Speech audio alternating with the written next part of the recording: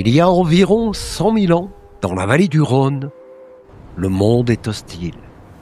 Le froid s'installe, les vents balayent une terre presque vide, glaciale, et les grands animaux ont disparu. Dans une grotte, un petit groupe d'homo néandertaliens tente de tenir. Le feu éclaire des visages tirés, des corps affaiblis. Les réserves sont épuisées.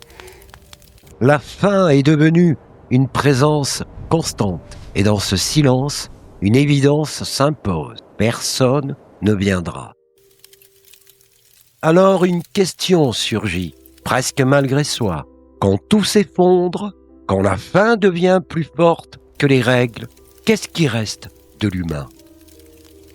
Aujourd'hui, la science sait faire parler les os.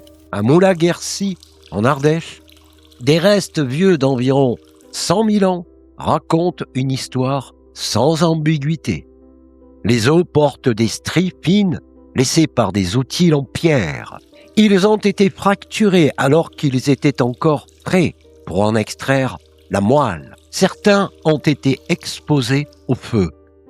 Tout indique une préparation méthodique. Dans un environnement où tout manque, le corps cesse d'être intouchable. Il devient ce qu'il reste, pas par choix, mais parce que survivre ne laisse parfois aucune alternative. Cela s'appelle le cannibalisme de survie. Mais toutes les traces ne racontent pas la même histoire. À El Cidrón, en Espagne, il y a environ 49 000 ans, 12 individus présentent des marques similaires. Le même geste, la même logique. Et puis il y a Goyet. Nous sommes il y a environ 45 000 ans. Plus de 100 fragments humains y ont été retrouvés. Mais cette fois-ci, un détail change tout. Les analyses isotopiques montrent que plusieurs de ces individus ne venaient pas de la région. Ils étaient étrangers au groupe. Et parmi eux, une majorité de femmes et d'enfants. Ici, cela s'appelle le cannibalisme de guerre. Car il s'agit de l'autre, de celui qui n'appartient pas au groupe, de celui qu'on peut prendre. Le geste est le même, mais le sens bascule. Ce basculement est dérangeant parce qu'il ne nous est pas étranger.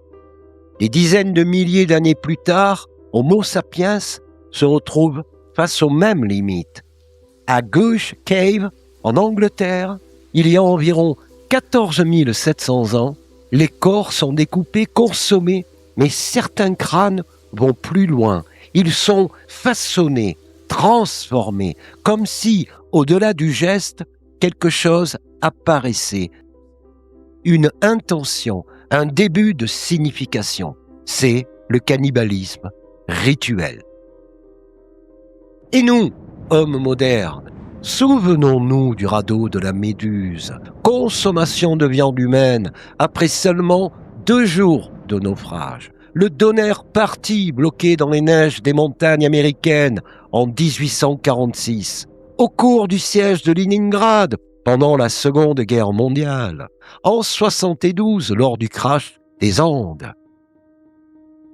Encore une fois, la faim impose sa loi. À chaque époque, sous des formes différentes, la même limite apparaît.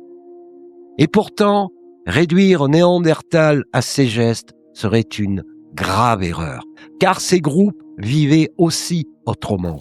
Ils prenaient soin des leurs, ils soignaient les blessés, ils enterraient leurs morts. La solidarité n'était pas une exception, elle était la règle. Le reste n'apparaît que lorsque tout s'effondre. Alors la question change. Ce n'est plus « pourquoi ont-ils fait cela ?», mais plutôt « ferions-nous autrement ?» Car lorsque le monde vacille, climat, ressources, sécurité, l'être humain ne devient pas autre chose. Il révèle une part de lui-même qu'il préfère ignorer. La véritable différence n'est peut-être pas dans les actes, mais dans la manière de les comprendre. Homo sapiens est capable de raconter, de donner un sens, même à l'horreur, Mais cette capacité ne nous protège pas, elle nous oblige. En regardant ces os vieux de dizaines de milliers d'années, nous ne voyons pas un monde disparu. Nous voyons une humanité familière, fragile, solidaire, jusqu'à un certain point. Et c'est précisément cette fragilité qui donne à la solidarité toute sa valeur. Alors la prochaine fois que vous entendrez parler de barbarie préhistorique, souvenez-vous, ces êtres n'étaient pas différents. Ils étaient humains comme nous. Si cette réflexion résonne en vous, écrivez-le en commentaire. Et pour comprendre pourquoi la coopération est au cœur du vivant depuis des centaines de millions d'années, regardez la vidéo Le Pacte Dévonien. À bientôt, merci de m'avoir écouté, c'était Thierry. N'oubliez pas de vous abonner, à bientôt.